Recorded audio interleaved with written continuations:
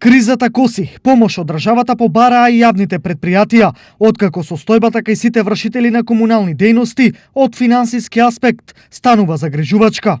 Ова иницираше нивна итна средба со премиерот Заев и барање за некаков вид помош и за нив. Го запознавме премиерот со актуелните проблеми и барања на Сдруженијето на даватели на комунални услуги кои се однесуваат на даночни и друг вид финансиски олеснувања и субвенции со цел да ја подобриме ефикасноста на своето работење. Информираат од Сдруженијето на даватели на комунални услуги АТКО.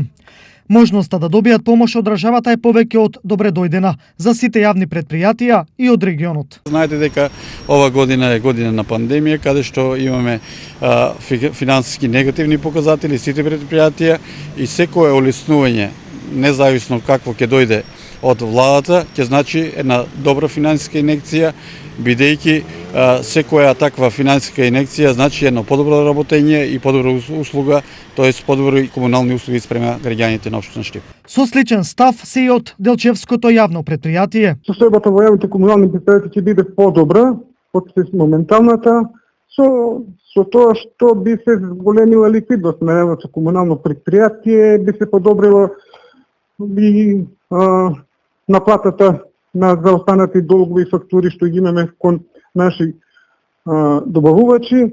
Неопходноста од помош за комуналните предпријатија се наметна откако корона кризата силно удри врз наплатата.